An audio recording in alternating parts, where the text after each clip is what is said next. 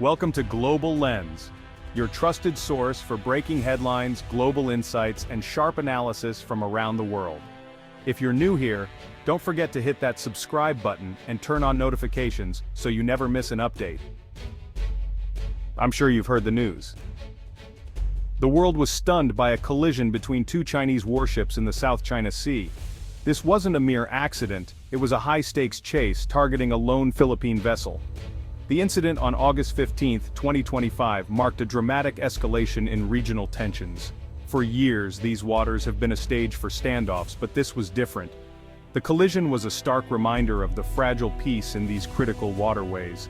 The footage captured by the Philippine crew was shocking, showing aggressive maneuvers and the moment of impact.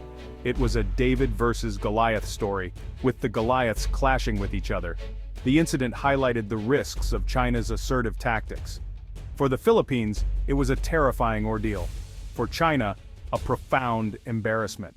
The collision underscored the razor-thin margin for error in military maneuvers. The world is now focused on this flashpoint, analyzing the implications. Was it recklessness or a failure of command within the Chinese Navy? The answers will shape the international response and determine if this incident leads to de-escalation or further confrontation. The stakes are incredibly high for the region and the world. Governments worldwide are scrutinizing the footage and diplomatic cables. The future of the South China Sea hangs in the balance. The South China Sea is a vital stretch of ocean, a powder keg of overlapping claims. Trillions in trade pass through its lanes, and beneath lie rich fishing grounds and potential oil reserves. China, the Philippines, Vietnam, Malaysia, Brunei, and Taiwan all stake claims here. China's expansive claim, the Nine-Dash Line, covers 90% of the sea. Beijing enforces this with artificial islands and military outposts, seen as violations of international law. The Philippines relies on international law, specifically UNCLOS, for its claims. A 2016 tribunal favored the Philippines, invalidating most of China's claims. China rejected the ruling, creating a clash between historical narrative and international law. This tense environment led to the recent collision. Philippine ships face regular harassment from Chinese vessels. The Chinese Coast Guard and Maritime militia shadow and block Philippine ships. Each encounter risks miscalculation. The collision was a product of this high-pressure strategy of coercion. The potential for conflict makes this one of Asia's most dangerous flashpoints. The incident underscores the need for a resolution to these disputes. The world watches, hoping for a peaceful outcome. The collision story began with a routine mission by the BRP Sierra Madre. This Philippine supply vessel was headed to a tiny outpost in the Spratly Islands. The outpost, a rusting World War II-era ship, symbolizes Philippine sovereignty. Regular deliveries of supplies are crucial for the Marines stationed there. These missions are lifelines but also points of friction with China. China claims the shoal and tries to block resupply attempts. On August 15, the Philippine vessel faced an unusually heavy Chinese presence. Several Chinese warships and Coast Guard cutters were in the area. The Philippine crew was determined to complete their mission despite the risks. Their journey was a statement of defiance against overwhelming pressure. The mission was a testament to the courage of the Filipino sailors and Marines. They operate under constant threat with limited resources. Their small, old supply boat contrasts with the Chinese fleet. Yet they continue to sail, documenting the harassment they face. This mission was supposed to be routine but turned into a major international incident. The courage of the crew was tested in unimaginable ways.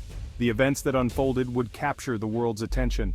The Philippine vessel's journey was a calculated risk into the heart of the dispute. The crew's bravery highlighted the human element in this geopolitical struggle. The incident underscored the need for a peaceful resolution to the conflict. As the Philippine supply ship neared Second Thomas Shoal, the chase began. Warnings over the radio ordered the vessel to turn back, claiming Chinese waters. The Filipino captain, in his country's exclusive economic zone, pressed on. Two Chinese destroyers closed in, initiating a dangerous game of cat and mouse. The massive warships maneuvered aggressively, crisscrossing the Philippine vessel's path. This risky tactic, known as shouldering, aimed to intimidate and block the ship.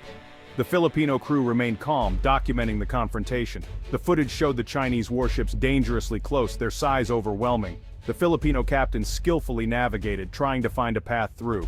The tense chase lasted over an hour with Chinese ships determined to stop the mission. Their actions were reckless, violating maritime safety rules. The chase demonstrated China's might, asserting control with military power. The incident highlighted the risks of aggressive tactics in contested waters. The world watched, concerned about the potential for escalation. The chase was a clear message. China controls these waters. The incident underscored the need for adherence to international law. The region remains on edge, with tensions high and the risk of conflict ever present. The world hopes for a peaceful resolution to the ongoing disputes. The chase climaxed in a stunning moment of miscalculation.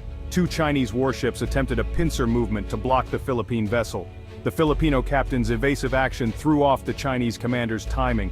Warship B turned sharply inward, misjudging the distance. Warship A held its course, leading to a collision. The two destroyers were on a collision course, space vanishing in seconds. The Philippine crew watched in disbelief as the warships crashed. The impact was a loud, grinding screech of metal against metal. Warship B's bow struck Warship A's side, sending a shudder through both vessels. The footage captured the moment clearly, showing the damage. The chase was over. The hunters became victims of their own tactics. The Philippine vessel, untouched, navigated away from danger. The incident was a stunning embarrassment for the Chinese Navy. It exposed a critical weakness in their command and control. The collision highlighted the risks of aggressive maneuvers.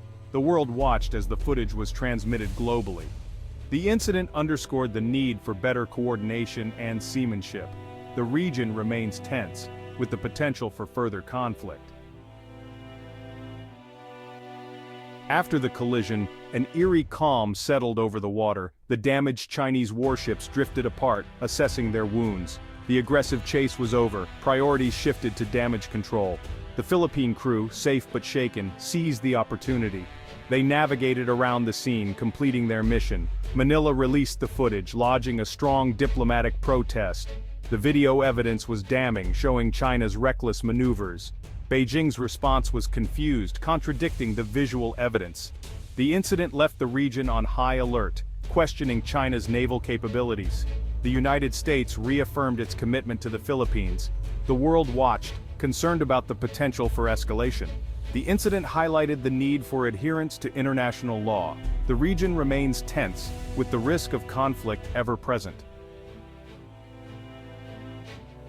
The collision's roots lie in the South China Sea's importance. For China, it's about history and nationalism. For the Philippines, sovereignty and survival. The waters are vital for trade and resources, with enormous economic stakes. China's strategy is to establish control through military presence. The Philippines uses international law and transparency to rally support. This clash of strategies makes the region unstable. The world watches, hoping for a peaceful resolution. The incident underscores the need for dialogue and cooperation. The collision sent ripples across the Indo-Pacific region. Southeast Asian nations watched with concern, fearing China's military enforcement. The incident confirmed the need for a collective approach to counter Beijing. The United States, a treaty ally of the Philippines, reaffirmed its commitment. The collision highlighted the importance of keeping the South China Sea open. The incident strengthened alliances against China's ambitions. China's international standing was damaged, exposing operational flaws. The world watched, concerned about the potential for escalation. The incident underscored the need for adherence to international law. The region remains tense, with the risk of conflict ever present. The future of peace in the region hangs in the balance. The best-case scenario is a wake-up call for Beijing, leading to dialogue. More likely is a temporary pause, followed by a return to old tactics. The most dangerous path is escalation, risking direct conflict. The incident is a test case for the international order. The world watches to see if disputes will be settled by law or force. The choices made now will shape the security landscape for years. The region remains tense, with the risk of conflict ever present. The world hopes for a peaceful resolution to the ongoing disputes. The incident underscores the need for dialogue and cooperation.